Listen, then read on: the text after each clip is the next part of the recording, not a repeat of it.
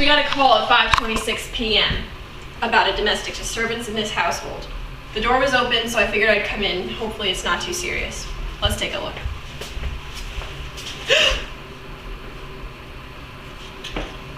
We're gonna need a body bag.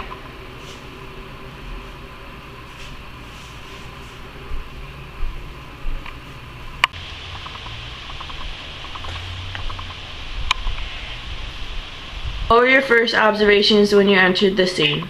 When I first walked in, I saw the poison apple on the floor because there was a vial of poison on the counter. And she had a big cut on her head, so I figured she fell when she was poisoned and hit her head and she died. Do you think her husband, Frankenstein, was involved? We're not ruling him out as a suspect. He's Frankenstein, so obviously he has a criminal record. And we've gotten many calls on domestic disturbances in this house. So are you treating this case as a homicide? Most definitely.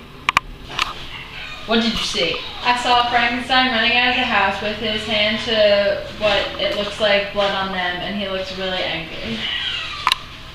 What did you hear? I heard them arguing, and I heard some banging and screaming, and that's when I called you guys.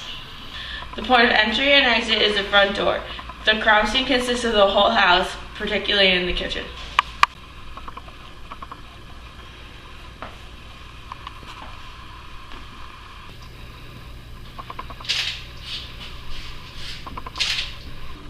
Agent Scholl, what are you taking notes on? Well, there's a lot of physical evidence at the scene. First of all, we had a broom with blood covered on it. We're not sure how this happened, but it seems that she has a gash on her forehead, so this could have been used to beat her to death, rather than the poison apple. The second piece of evidence would definitely be the poison apple. You can see obvious teeth marks on here, and there's saliva, so we have to run that through the DNA testing to find out whose saliva it actually is. The next piece of evidence would be the poison vials on the counter. See the skull? That obviously means poison.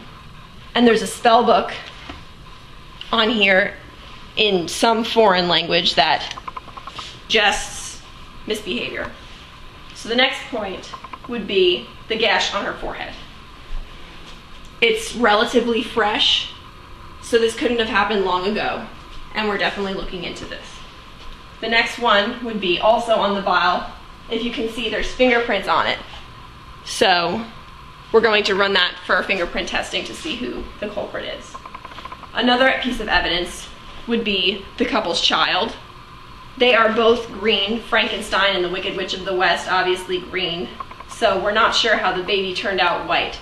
There have been eyewitness accounts that said that there have been aggravated disputes between the two, thinking that Frankenstein may have cheated, the Wicked Witch may have cheated on Frankenstein.